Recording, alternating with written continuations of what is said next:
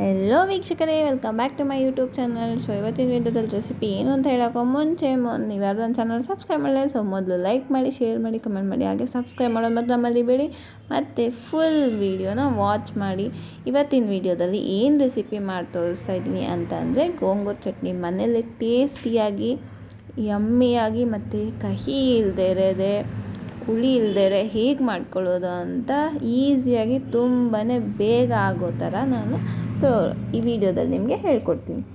ಹಾಗೆ ಈ ಗೋಂಗೂರ ಚಟ್ನಿ ತಿನ್ನೋದ್ರಿಂದ ತುಂಬಾ ಹೆಲ್ತಿಗೆ ಬೆನಿಫಿಟ್ಸ್ ಇದೆ. ಬಾಡಿ ಹೀಟ್ ಇದ್ದರೂ ಕೂಡ ಇದು ಕೂಲ್ ಮಾಡುತ್ತೆ, ಮತ್ತು ಆ್ಯಸಿಡಿಟಿ ಇರೋರಿಗೆ ಕೂಡ ಈ ಚಟ್ನಿ ತಿನ್ನೋದ್ರಿಂದ ತುಂಬಾ ಹೆಲ್ಪ್ ಆಗುತ್ತೆ ಅಂತಲೇ ಹೇಳ್ಬೋದು. ಮತ್ತು ಈ ಸೊಪ್ಪು ಅನ್ನೋದು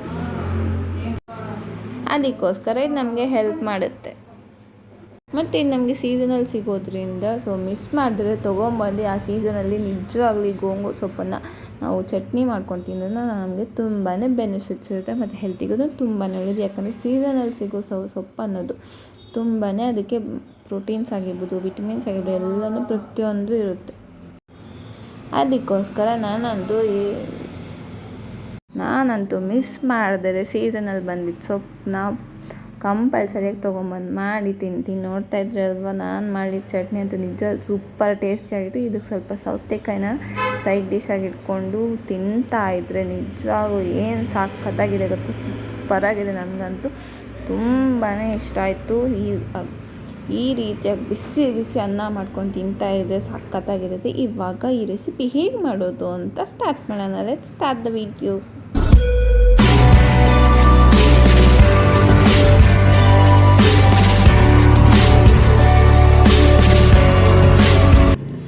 ಇವಾಗ ಮೊದಲು ಏನು ಮಾಡಬೇಕು ಅಂತಂದರೆ ಒಂದು ಪ್ಯಾನ್ ಇಟ್ಕೊಂಡು ಅದು ಹೀಟ್ ಆಗಬೇಕು. ಹೀಟ್ ಆದಮೇಲೆ ಒಂದು 2 to 3 ಟೇಬಲ್ ಸ್ಪೂನಷ್ಟು ಆಯಿಲನ್ನು ನಾವಿಲ್ಲಿ ಹಾಕ್ಕೊಬೇಕು.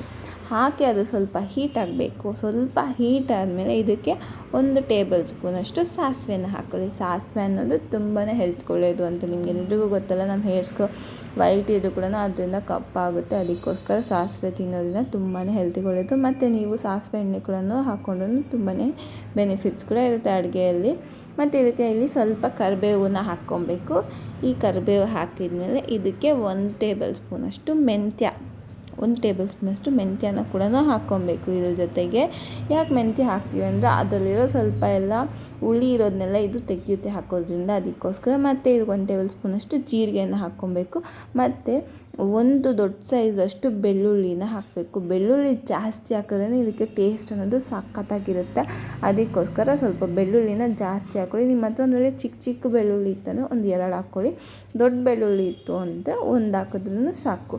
ಮತ್ತು ಇಲ್ಲಿ ನಾನು 3 ಮೆಣಸಿನ್ಕಾಯಿ ಹಾಕ್ತಾಯಿದ್ದೀನಿ. ಇದು ಯಾಕಂದರೆ ಖಾರದ ಮೆಣಸಿನ್ಕಾಯಿ, ಅದಕ್ಕೋಸ್ಕರ 3 ಹಾಕ್ತಾಯಿದ್ದೀನಿ. ಇನ್ನೂ ಜಾಸ್ತಿ ಖಾರ ಬೇಕು ಅಂತಂದರೆ ಒಂದು 4 ಹಾಕ್ಕೊಬೋದು. ಇಲ್ಲ ಅಂತಂದರೆ ನೀವು ಒಣಮೆಣ್ಸಿನ್ಕಾಯಿ ಬದಲು ಹಸಿಮೆಣ್ಸಿನ್ಕಾಯಿ ಕೂಡ ಯೂಸ್ ಮಾಡ್ಕೊಬೋದು ಆಲ್ಟರ್ನೇಟಿವ್ ಆಗಿ. ಇವಾಗ ಇದನ್ನೆಲ್ಲ ಒಂದು 2 to 3 ಮಿನಿಟ್ಸು ಚೆನ್ನಾಗಿ ಆಯಿಲಲ್ಲಿ ಫ್ರೈ ಆಗಬೇಕು. ಆ ಫ್ರೈ ಆದಾಗ ಅದರಲ್ಲಿ ಬರೋ ಫ್ರಾಗ್ನೆನ್ಸ್ ಆಗಿರ್ಬೋದು, ಮತ್ತು ಅದು ನೀಟಾಗಿ ಫ್ರೈ ಆದರೆ ಟೇಸ್ಟ್ ಕೂಡ ಸಖತ್ತಾಗಿರುತ್ತೆ. ಮತ್ತು ಯಾಕಂದರೆ ನಾವು ಇದನ್ನ ಪೌಡರ್ ಮಾಡಬೇಕು, ಅದಕ್ಕೋಸ್ಕರ ಚೆನ್ನಾಗಿ ಬೇಯಿಸ್ಕೊಂಡು ಮಾಡೋದ್ರಿಂದ ಪೌಡರ್ ಅನ್ನೋದು ಚೆನ್ನಾಗಾಗುತ್ತೆ. ಅದಕ್ಕೆ ನಾವು ಒಂದು 2 to 3 ಮಿನಿಟ್ಸ್ವರೆಗೂ ಬೇಯಿಸಿದ್ರೆ ಸಾಕು, ಜಾಸ್ತಿ ಕೂಡ ಏನಿಲ್ಲ. ಯಾಕಂದರೆ ಜೀರಿಗೆ ಮೆಂತ್ಯ ಎಲ್ಲ ಬೇಗನೆ ಫ್ರೈ ಆಗೋಗುತ್ತೆ, ಅದಕ್ಕೆ ಜಾಸ್ತಿ ಟೈಮ್ ಕೂಡ ತೊಗೊಳ್ಳಲ್ಲ ಅಂತ ಹೇಳ್ಬೋದು. ನೋಡಿದ್ರೆ ಈ ರೀತಿ ಒಂದು 50% ಇದು ಆಲ್ರೆಡಿ ಬೆಂದು ಫ್ರೈ ಆಗಿದೆ. ಇನ್ನೊಂದು ಸ್ವಲ್ಪ ಫ್ರೈ ಆದರೆ ಸಾಕು.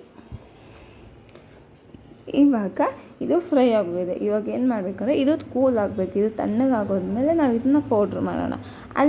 ಅಷ್ಟರಲ್ಲಿ ಏನು ಮಾಡಬೇಕು ಅಂತಂದರೆ ನಾವು ಗೋಂಗೂರ ಸೊಪ್ಪನ್ನು ರೆಡಿ ಮಾಡ್ಕೊಳ್ಳೋಣ. ಇದು ತಣ್ಣಗಾಗಲಿ. ಇವಾಗ ಏನಂತಂದರೆ ಮತ್ತೆ ಅದೇ ಪ್ಯಾನ್ ಇಟ್ಕೊಂಡು ಇದಕ್ಕೊಂದು ಮತ್ತೆ ಒಂದು 2 to 3 ಟೇಬಲ್ ಸ್ಪೂನಷ್ಟು ಆಯಿಲನ್ನು ಹಾಕಿ.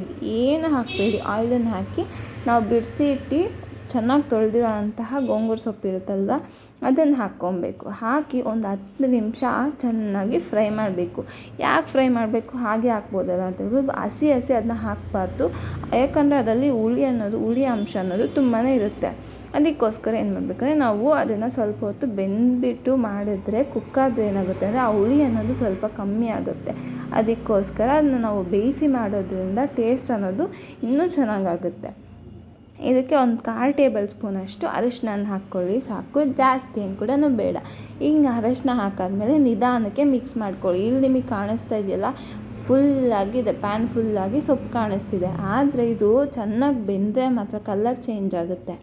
ಬೆಂದರೆ ಮಾತ್ರ ತುಂಬಾ ಕಮ್ಮಿ, ಸ್ವಲ್ಪನೇ ಆಗುತ್ತೆ. ನೋಡಿ ಬೇಕಂದರೆ ನೋಡಿದ್ರೆ ಕಲರ್ ಚೇಂಜ್ ಆಗಿದೆ. ಇವಾಗ ಗ್ರೀನ್ ಕಲರಿಂದ ನಮಗೆ ಈ ರೀತಿ ಆರೆಂಜ್ ಬ್ರೌನಿಷ್ ಕಲರಲ್ಲಿ ಬಂದಿದೆ. ಮತ್ತು ಇಲ್ಲಿ ಎಲ್ಲಿ ತನಕ ನಾವು ಫ್ರೈ ಮಾಡ್ಕೊಬೇಕು ಅಂತ ಅಂದ್ಕೊತಿದ್ರಲ್ಲ, ಇಲ್ಲಿ ನೀರೆಲ್ಲ ಹೋಗಿಬಿಡಬೇಕು, ನೀರಿನ ಅಂಶ ಎಲ್ಲ ಹೋಗಿ ಒಂದು ಉಂಡೆ ಥರ ಹಾಕಬೇಕು. ಅಲ್ಲಿ ತನಕ ನಾವು ಇದನ್ನು ಕುಕ್ ಮಾಡ್ತಾನೆ ಇರಬೇಕು. ಅದು ಚೆನ್ನಾಗಿ ಬೆಂದ್ರೇ ಆ ಕನ್ಸಿಸ್ಟೆನ್ಸಿ ಬರೋ ತನಕ ನಾವು ಇದು ಚೆನ್ನಾಗಿ ಬೇಯಿಸಬೇಕು.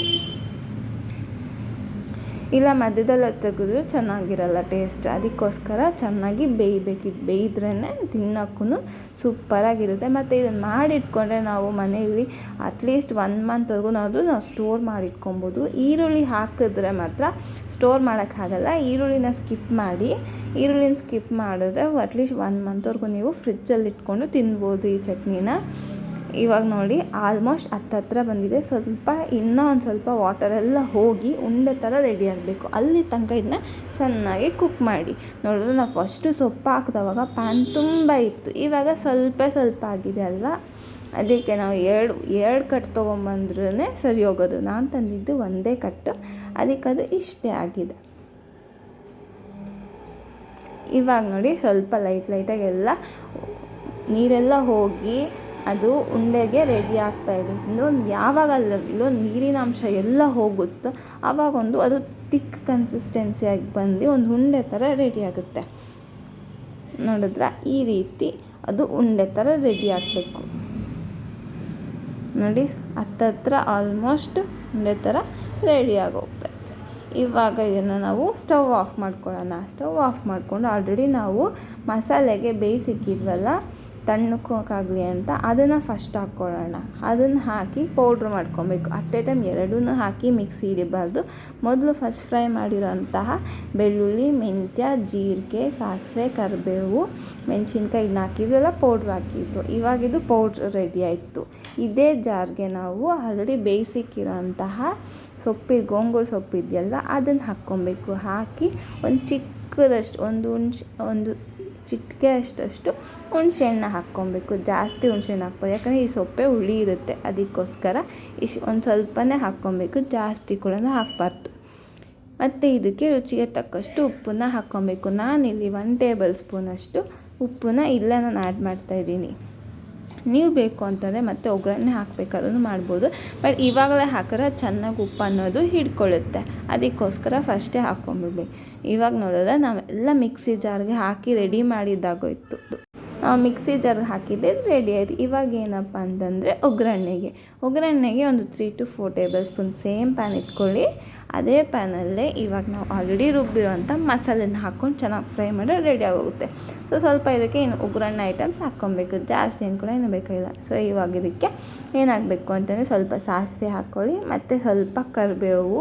ಯಾಕಂದರೆ ಒಗ್ಗರಣೆಯಲ್ಲಿ ಕಂಪಲ್ಸರಿ ಇದಿದ್ರೇನಲ್ಲ ಒಗ್ಗರಣೆ ಅನ್ನೋದು ಟೇಸ್ಟಾಗಿರುತ್ತೆ ಮತ್ತು ಯಮ್ಮಿಯಾಗಿರುತ್ತೆ. ಒಗ್ಗರಣೆ ಯಾವುದೇ ಚಟ್ನಿಗಳು ಹಾಕಿಲ್ಲ ಅಂದರೂ ಕೂಡ ಆ ಚಟ್ನಿ ಅನ್ನೋದು ಟೇಸ್ಟ್ ಬರಲ್ಲ. ಅದಕ್ಕೋಸ್ಕರ ಒಗ್ಗರಣೆ ಅನ್ನೋದು ಕಂಪಲ್ಸರಿಯಾಗಿ ಇರಲೇಬೇಕು. ಇವಾಗ ಇದಕ್ಕೆ ಸ್ವಲ್ಪ ಕರಿಬೇವನ್ನ ಕೂಡ ಆ್ಯಡ್ ಮಾಡೋಣ. ಕರಿಬೇವು ಕೂಡ ತುಂಬಾ ಹೆಲ್ಪ್ಕೊಳ್ಳೋದು ಮತ್ತು ಹೇರ್ಸ್ಗೂ ಅಷ್ಟೇ ತುಂಬಾ ಹೆಲ್ಪ್ ಆಗುತ್ತೆ. ಹಾಕಿರೋದು ಸ್ವಲ್ಪ ಲೈಟಾಗಿ ಫ್ರೈ ಮಾಡ್ಕೊಳ್ಳಿ, ಜಾಸ್ತಿನೂ ಓವರ್ ಫ್ರೈ ಬೇಕಾಗಿಲ್ಲ, ಒಂದು ಸ್ವಲ್ಪ ಲೈಟಾಗಿ ಫ್ರೈ ಆದ್ರೂ ಸಾಕು. ಇವಾಗ ನೋಡಿ, ಇವಾಗ ನಾವು ಆಲ್ರೆಡಿ ರುಬ್ಬಿರೋ ಅಂತಹ ಸೊಪ್ಪೊಂದು ಎತ್ತಿ ಇದಕ್ಕೆ ಹಾಕ್ಕೊಬೇಕು. ಒಗ್ಗರಣೆಗೆ ಸೊಪ್ಪಿನ ಮಸಾಲೆ ಎಲ್ಲ ನಾವು ರುಬ್ಬಿಕ್ಕಿದ್ವಲ್ಲ, ಆ ಸೊಪ್ಪನ್ನ ಹಾಕಿ ಇವಾಗ ಇದಕ್ಕೆ ಫುಲ್ಲಾಗಿ ಹಾಕಿಬಿಟ್ಟು ಒಂದು 10 ನಿಮಿಷ ಸ್ಲಿಮ್ ಫ್ಲೇಮಲ್ಲಿ ಇಟ್ಕೊಂಡು ಫ್ರೈ ಮಾಡಿದ್ರೆ ನಮ್ಮ ಗೋಂಗೂರ ಚಟ್ನಿ ಅನ್ನೋದು ರೆಡಿ ಆಗೋಗುತ್ತೆ. ಮತ್ತು ತಿನ್ನೋಕ್ಕೂ ಸೂಪರಾಗಿರುತ್ತೆ. ಮತ್ತು ಟೇಸ್ಟ್ ಕೂಡ ಅಷ್ಟೇ, ಅದು ಸ್ಮೆಲ್ ಆಗಿರ್ಬೋದು, ಫ್ರಾಗ್ನೆನ್ಸು ಎಷ್ಟು ಚೆನ್ನಾಗಿ ಬರ್ತಿದೆ ಅಂದರೆ ನಾನು ಯಾವಾಗ ರೆಡಿ ಆಗುತ್ತೋ ಅಂತ ಕಾಯ್ತಾ ಇದ್ದೀನಿ. ನೋಡಿದ್ರೆ ನಾವು ಹಾಕಿದ ಆಯಿಲ್ ಎಲ್ಲನೂ ಆ ಉಂಡೆಗೆ ಫುಲ್ಲಾಗಿ ಎಳ್ಕೊಂಬಿಟ್ಟಿದೆ. ಅದಕ್ಕೆ ಹೇಳೋದು ಚೆನ್ನಾಗಿ ನಾವು ಫ್ರೈ ಇವಾಗ ಇದು ರೆಡಿ ಆಗೋಗಿದೆ.